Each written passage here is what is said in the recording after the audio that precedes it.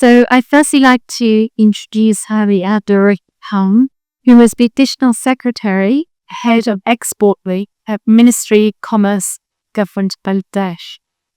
A member of Bangladesh Civil Service since 1995, he holds an MSc in Public Economic Management Finance from the University of Birmingham in the UK, and BA's Honours and MA from the University of Dhaka. He has 20 years experience in public service, has served at various levels of government, and has played key roles in policy coordination at the Ministries of Finance, Information and Planning. His expertise lies in public finance management, governance reforms, and rural development. Welcome and thank you for joining us. We also have Kanin Roy, who is Managing Director of the Industries of Bangladesh Limited. He's a seasoned industrialist with over 32 years experience in Bangladesh's metal and manufacturing sectors.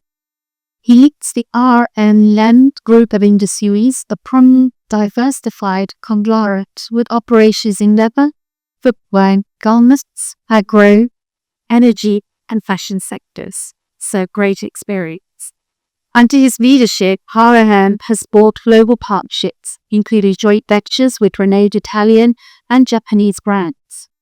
A graduate in technology from the University of Dhaka and with postgraduate studies in Czechoslovakia, he has represented Bangladesh and is an active member of several elite business and trade associations.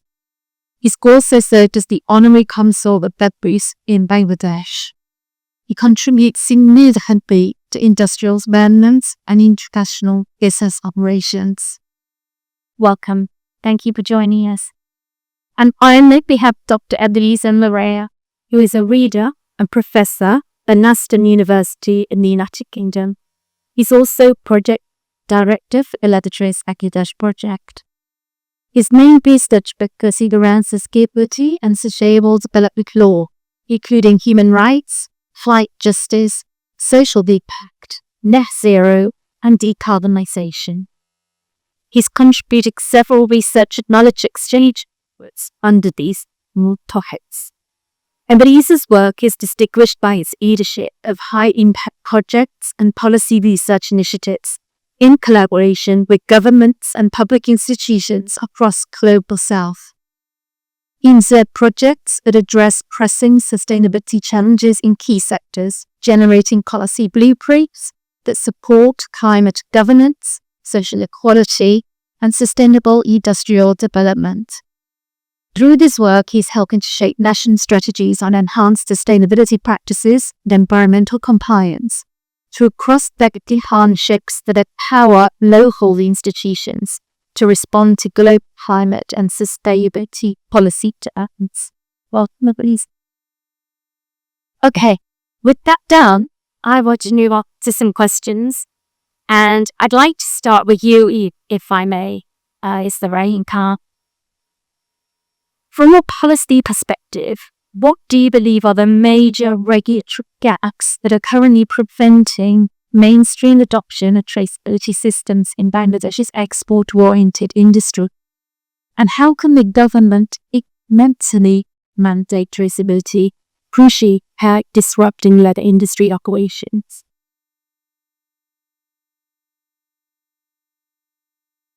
And take at the very outset of the congratulate Leathertrace to begin this journey.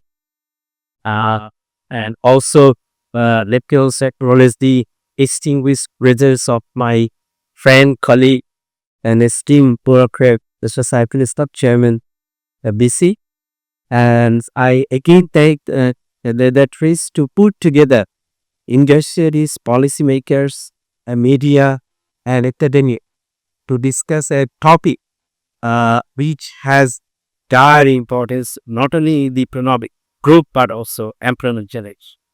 As you know, in the headlines today's newspapers, the chief advisor, there was a meeting yesterday, they discussed some pertinent issues relating to LDC delegation and also automatically the potential sector that food came up. and the consequences to make that there are marks to be done for this sector, in particular to create more food potential market. Uh, Let me come back to a question, whether there is any policy gap. Before I going into your question, let me start by saying that nowadays people don't like one a product. They also like to have a story with this product. So that is the scenario in the minds of the consumers. And also there is a growing concern in the society about the sustainability, about the circulate, not no more linear economy working, because that is the responsible behavior of a consumer. So the responsibility also lies with the manufacturers, and definitely the state should play a role to confirm that the responsible behavior of the consumers and manufacturers is taking place through a regular effect. You have probably correctly identified when I was listening to your presentation, also from Professor Irinza, that there is a gap at the moment. And if I talk about the Bangladesh regulatory regime about the leather sector, we have done a lot, but still there are rooms to grow, in particular to breeze the is responsible behavior to industry.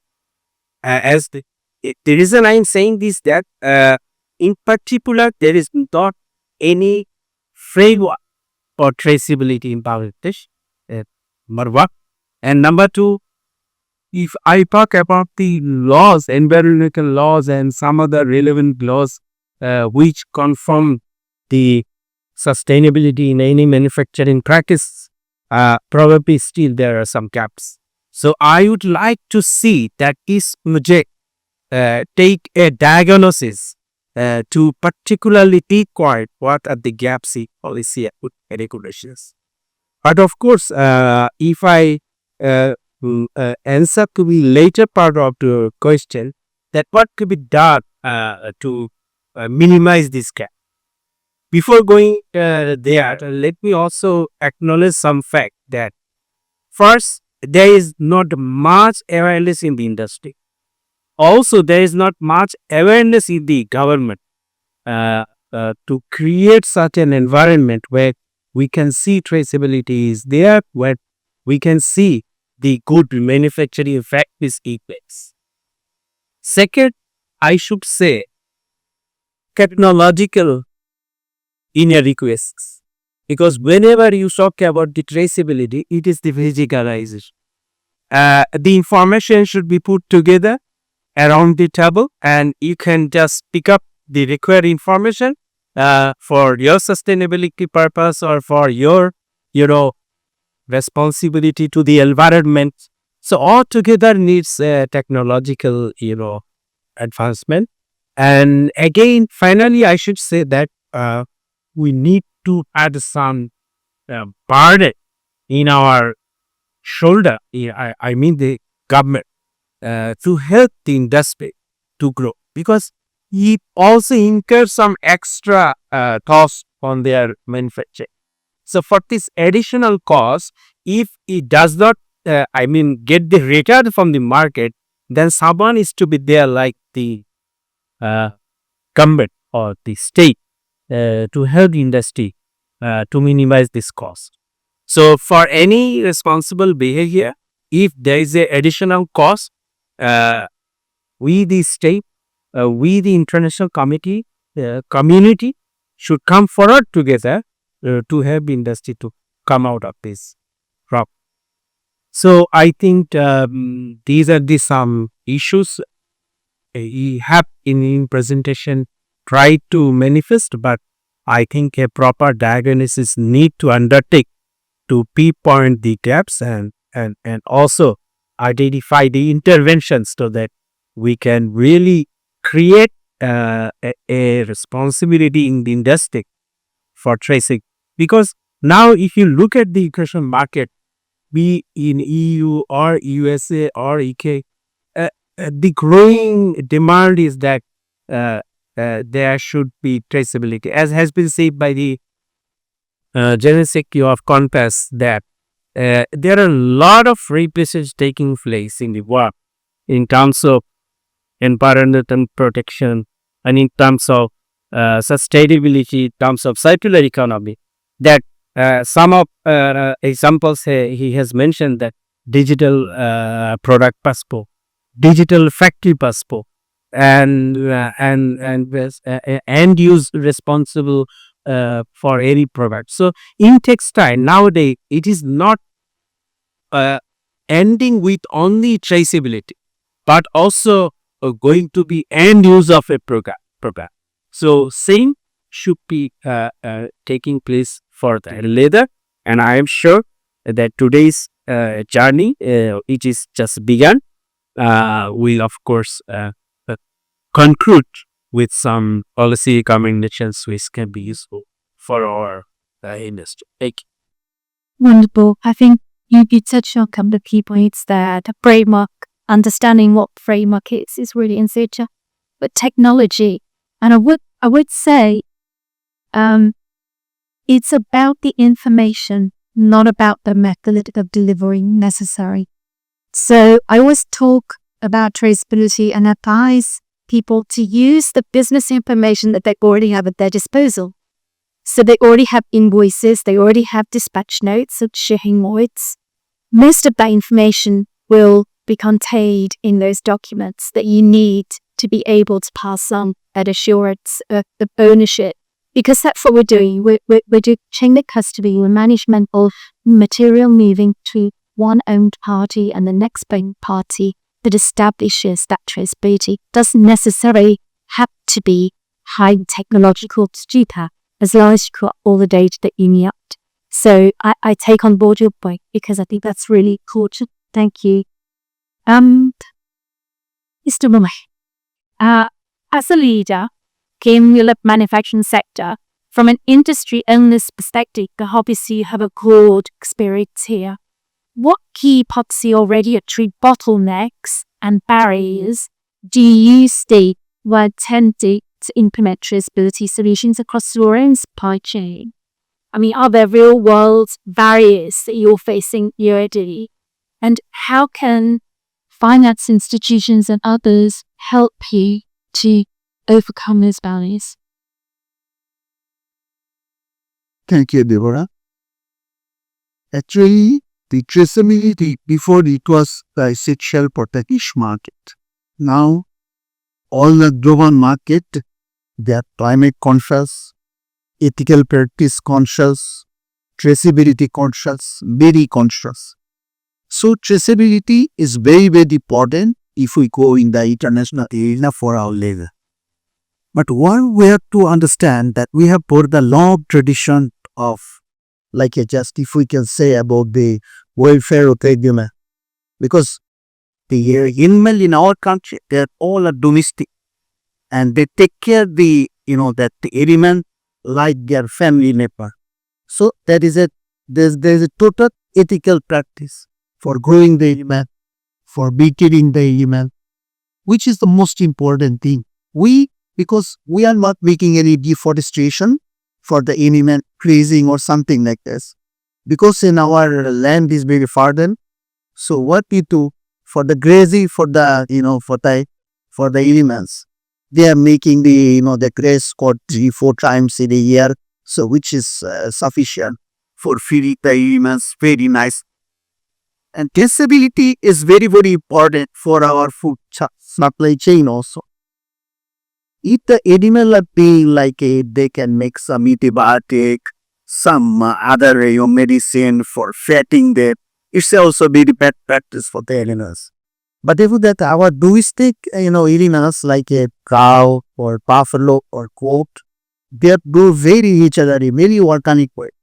And if you can go for the taste of the laboratory of the meat definitely is very qualitative.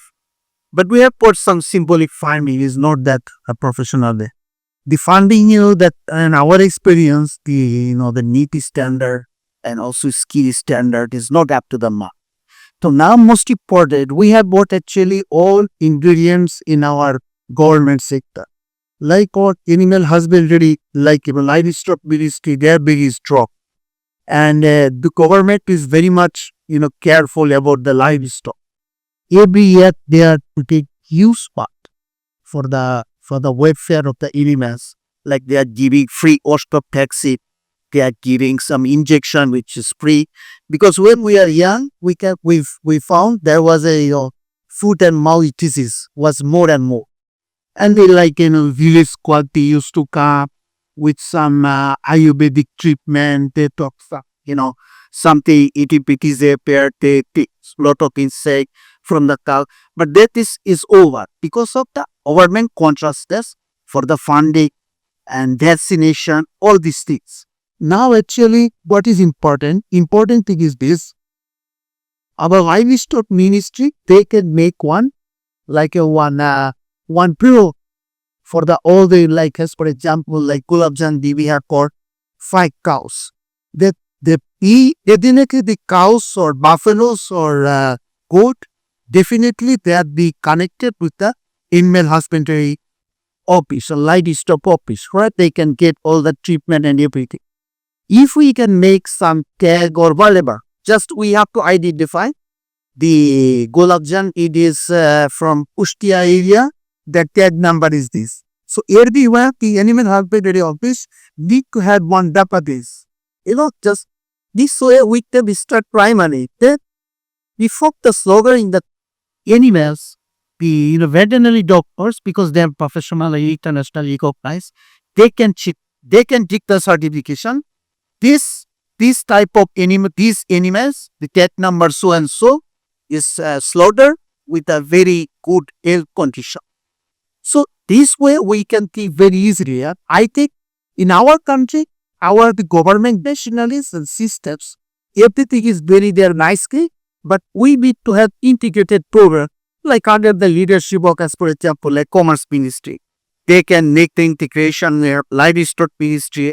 They can integration with Science and Technology Ministry, where there is a Leather Research Institute for the abattoir or slaughterhouse. There is a government organization called ATRD. They have bought like the 15 or 20. Because everything is there, but it's important thing we need to take the initiative. And another thing is this, like our, the cluster. Our cluster is MSAB. Like we have got micro, we have got small, we have got medium industry. The basic government is giving permission for the big tannery for making the treatment. But what about the people who has got the micro level industry, who has got the small industry? Even they were given like a 10,000 square feet, 80,000 square feet. These people struggle at the time of sudden closure of the industry in Hyderabad. They moved there. There is trouble. So we need to pick a code, not only animal welfare, also we need to micro and small industry owner welfare also has to be connected with those things also. So it's important thing that the initiative what SLK has taken, I would like to consider them how we can integrate our that domestic like that growing animal, just how we can make the traceability system. So this has to be like that they need to give us advice and they need to have the UHs with the ministry, but it has to be one ministry will be responsible. There will be Guinea coordination with all other ministries. Then I think we can be successful. Very, very important. Without traceability, without transparency, we cannot do. Because some of the people who have got mentality, there is a waste generating things. Still they are thinking this waste management is like a informal sector. What they used to do 30 years, 50 years back. But the kind is gone. When you are putting the waste on the soil, it is leaching and finally it is affecting the water capufa, which is destroying the nature. and there is a leaching, and it is going to the river. So all these things we have to take the consideration. The government high official is there. We need to have immediately integrated solution. And for the traceability system is very important, because this is like a ABCD, is starting. Then we have to come up to the, like, that environment, social, all these things has to be coordinated. So it's a big effort. And yesterday, that our chief advisor well said, and he realized this is the sector can be grown. Today, there is a problem of the trade imbalance between USA and Bangladesh. There's one slaughterhouse in America, like National Pig. They every day they are packing 10,000 cows every. If we can big this rise here, and if we can make upholstery leather, furniture leather, but we don't have this capacity because we don't have treatment plant. We have to design our industry for that, but we are not doing that. But we have to allow the tariff war or trade, whatever is happening. We have to think newly, nicely, how we can ensure sustainable, traceable, ethical business practice. Thank you very, very. Hagi tricky thanks, from the this iteration for history is really important. The coordination between the histories to get to the best results. And also hooking on to existing things that are already done. That was music to my ears. This is something that I've talked about before. If you're already part of the system where there are vaccination programs that are being rolled out, where they're going to the smallholdings and the family farms and inoculating the animals, it's a simple thing to have the ear tag at that point. Register, the person that does that vaccination registers it in a system, and you get your centralized database that they can track it. Yeah. So these are things that they help us through. And thank you very much. Okay, Dr. Evelisa, from a legal and trade perspective, what are the key gaps in Bangladesh's regulatory ecosystem that limit its preparedness for international traceability rules, ESG regulation? Yeah, thank you very much, Deborah. And I acknowledge fully what my co-panelists have said with great and immense passion. I think there are a number of gaps which exist currently, which are limiting Bangladesh's potential. And before I talk about those specifically, I just want to set the scene by saying that the EU market for leather is worth at least $81 billion. In addition to that, the global leather market is worth at least $496 billion. Right? Now, that's a lot of money. Bangladesh produces some, if not the finest leather that you can find anywhere in the world. Fine grey, produced according to very good standards because of the way farming livestock practices are here. So the real question is, why is it that Bangladesh cannot be a major player in the global market? And why is not at the moment?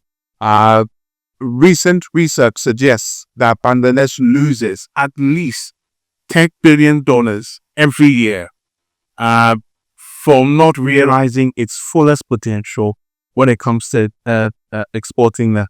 And guess what the number one reason for that is? Lack of compliance with environmental standards. That is the number one problem that is holding Bangladesh back from being a real superpower, a giant when it comes to leather exports.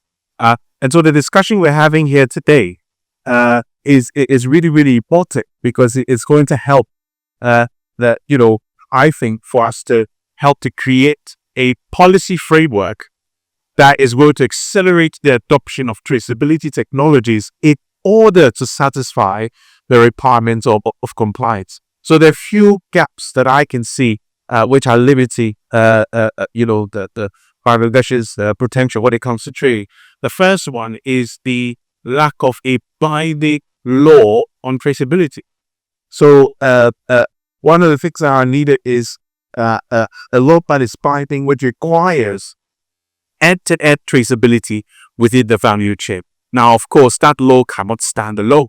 It has to go with other things. There has to be support provided, for slaughterhouses, smallholder farmers, etc., to comply with the law where needed. And so you need some kind of pre-financing.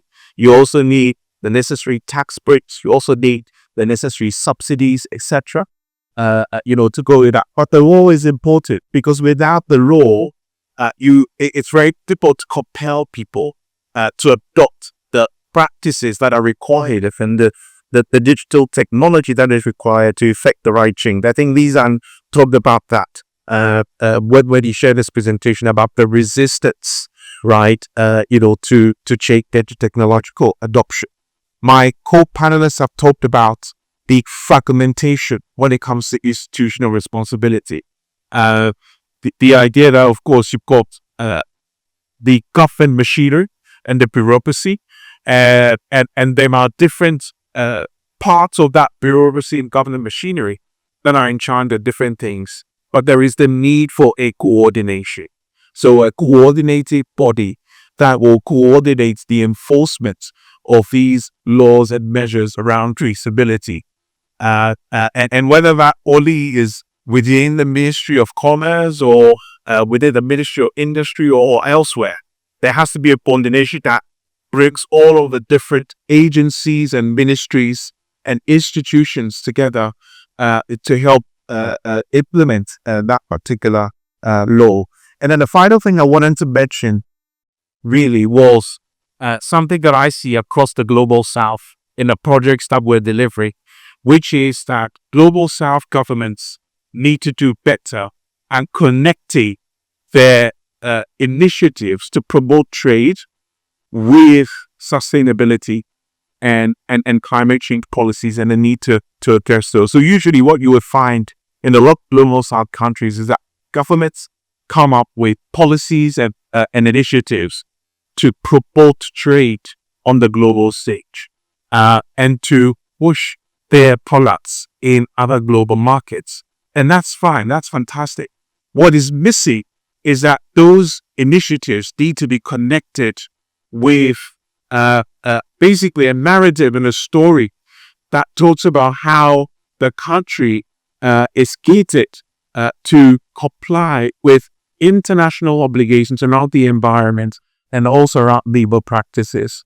And that's what is often missing. And that has to be something that is done, obviously, for those programs that are meant to promote trade, but it also has to be something that the government implements, domestically at all, to ensure that there is a connection between its trade policies and its initiatives to promote trade, but also that has to go alongside initiatives to also tell the story of how it is building resilience for compliance when it comes to international environmental obligations.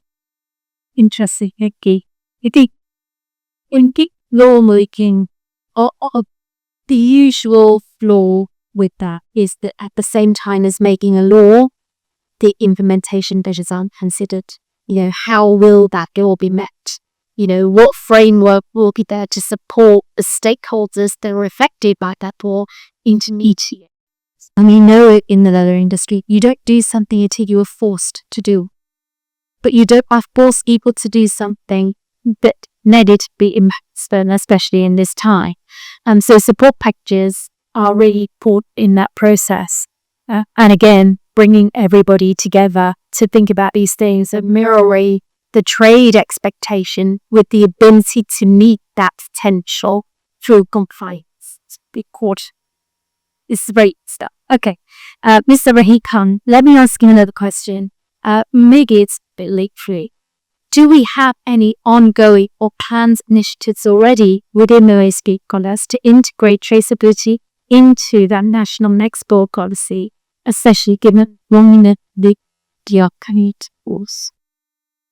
Yes, thank you. Before I come to your question, let me supplement Mr. Professor Elucid.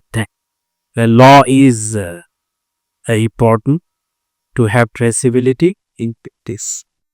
And if I look EU regulatory regime, they are having several regulations to confirm the responsible behavior not only to the society but also to the partner.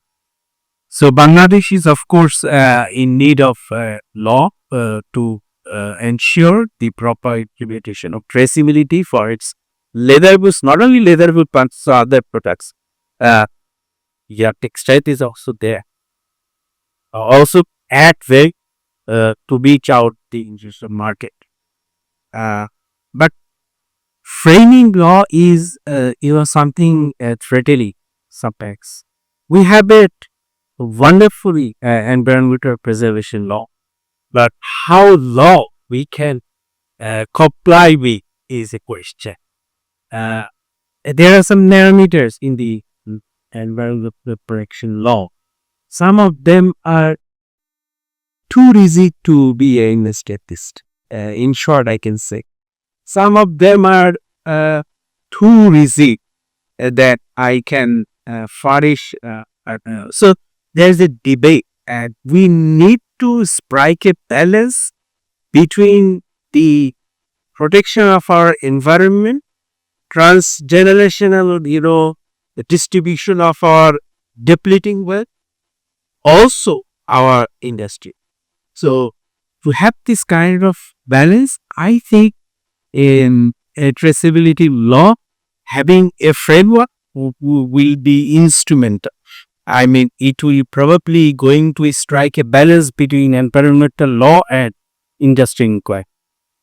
So thank you for the suggestions. And as you have mentioned about the export policy, at the moment in our export policy, we have taken traceability for two sectors. One is fishery and the other is agro-process.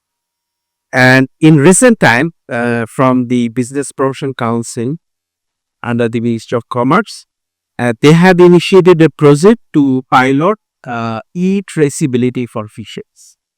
That is going to ensure pond to port, what we call P2P, again from the pond up to the port. So whole supply chain is to cover in this traceability mechanism. And indeed, for this traceability in the export policy, yes, we do consider to have the leather sector. There is no doubt of it. There is no denial because on the backdrop of NDC graduation, if you really want to sustain your export basket, you need to have conformity with the international market environment, which is traceability in the case of leather goods and food. So I hope and I believe Ministry of Commerce is very much conscious, and whatever policy we are going to have, first probably we need to develop a framework, national traceability framework.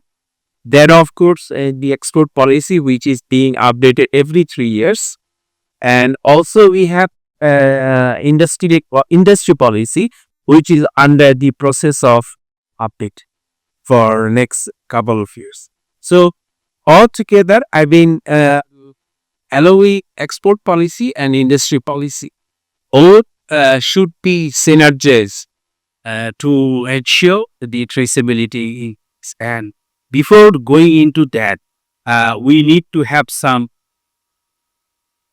best practices around the world, and I'm sure this project is going to contribute to, I may establish some examples whereby we can formulate a policy, implementable policy, not a policy that industry is stuck, not a law industry is stuck. Rather, we have to have policy, we have to have our law that facilitates industry to grow. So we are hoping that in the next export policy, this issue may get addressed. That's right. And we need policies that work together for export and industry. pemerintahan where it does compromise and make people stuck where they are without the ability to move forward and meet those requirements. That's me. Mr. Roy, if we think about policy support, what do you believe the manufacturers and exporters would need most urgently, i.e. infrastructure, financial support, certification for compliance? What do you think the priorities are for a support package to implement this? I think, first of all, just, the Action Secretary of the Commerce working it and very correctly, we need to have the framework. The framework is very important. In the framework, they can put all these points together, like for traceability, for the ethical practice, all these things they can put there. Then we have to start as soon as possible. So to make sure that we can reach the target, they will make the framework and also they will fix the target. Both things. Thank you. I agreed. Great. Okay. And Dr. Manisa, is Bangladesh's own sector currently equipped to comply with any of the global regulatory frameworks such as EUDR and CBAM, human rights due diligence? Are we ready yet? Can we get ready? Yeah, thank you very much, Master. I think that there are some gaps, so not fully ready yet. And I think that's why the project that we're doing is so important. We heard from Gustavo about some of the deadlines that are coming up for the implementation of some of these policies, whether EUDR, that, or whether the CSOP or the CSCCCC. Some of them are 2028, 2029. And so the clock is really is ticking. And this is what I say in a lot, whenever we have opportunity to talk to policymakers in a global south setting, which is that, the global south cannot afford to be left behind when it comes to this stuff, because our economies are reliant on trade. And without that trade, we're going to have serious problems in our respective countries. And so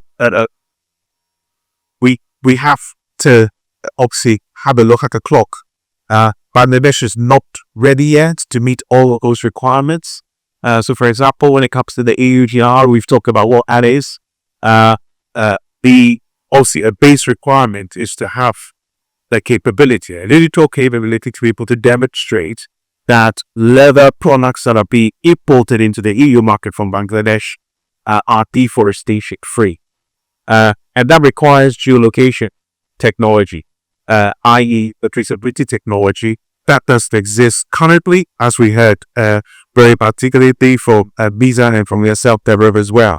And that is what this project is trying to solve, and that's what this project will put in place. So with respect of that, Bangladesh is not ready yet when it comes to the EUDR, but it can be ready because, God willing, by this time next year, we would have piloted the system, and with the policy work that we're starting today, come the end of this process, again, God willing, early next year, we will have a complete policy blueprint, which will be a national framework, as my distinguished co-panelists have said, for the adoption, a wide-scale adoption of traceability technology in this country, which would be a huge game changer.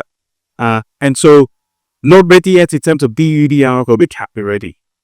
In addition to that, when it comes to CBAM, and for attendees in the audience who are not aware, CBAM stands for the Carbon Border Adjustment Mechanism. It is an EU regulation that requires that all imports coming from countries that do not have, number one, carbon pricing structures, or number two, readily available data of the carbon emissions associated with production, should be taxed. So if, let's say, Germany is importing leather from Bangladesh, and the German importer, or let's say the Bangladeshi exporter, cannot provide readily available data around the carbon emissions associated with the production of that land. That number one. And if Bangladesh doesn't have a carbon pricing system, which I do not think it does, number two, the DU places an additional tax on that level. And it places a kind of tax to the volume that it would do for an EU product. It's what we call uniform carbon pricing. And so that makes the import that is coming from Bangladesh more expensive, right? And this helps you to understand why the exports from Bangladesh, or let's say being from an EU perspective, the imports from Bangladesh is just declining. And so what you need to satisfy CBRA is you need data on the carbon emissions. And again, that doesn't exist at the scale that it needs to currently within the tannery sector of Bangladesh. And that is why my colleague Shay talked about the carbon calculator that we have launched, and we had a workshop earlier this week. And that calculator will be made available free for tanneries in Bangladesh to use, and they can use it to calculate their own carbon emissions and to provide the data to say, this is my carbon emissions calculations for this particular year or that particular year. In addition to that, the carbon calculations and the carbon footprint report that they generate for that calculator will be made available through the traceability system, and importers within the EU can look at the system and they can download the report. So again, in relation to CBRA, not there yet. Bangladesh is not ready yet, but it can be within the next year already, if obviously we find ourselves in a position where we have a wide adoption of the traceability system, in large part due to the policy report that we're going to produce and deliver early next year. Thank you, Rahaliza. Interesting. One of the United Nations mission statements is to leave no one behind. And sometimes you have to consider what some of these incoming regulations mean, and do they really fit with that mission statements? And more often than not, they don't. Because if we don't get systems, frameworks, and ways to support mechanisms to support countries like Bangladesh, then you are going to need that cut. But instead of maximizing that export potential, you just get an even bigger gap between where you are and where you need to be. So I think a lot of the work we're doing within this project aims to give you those tools and those mechanisms that can support the transition to where you need to be. But of course, we're just one project, and we won't be successful unless we can put together some robust policy recommendations that government that they can accept. Now, I know I'm only halfway through the questions that I had to pal, but I'm cognizant of the time, and we do want to hear your voices through the roundtable session next. So you heard some of our thoughts today, and thank you very much. Been amazing listening to you. But now I think we should go on to the next session, where we're going to put to a round table, and you could give us your thoughts on policy gaps, challenges, what we would like to see, and that would all give us flavour to start work on the development of these policy recommendations. And hopefully in months to come, we can be talking with the government ministries about them to see if we could craft something that can be really valuable, meaningful, and implementable, which is what it's about. So for now, I'll say thank you very, very much. I really enjoyed this panel. Thank you.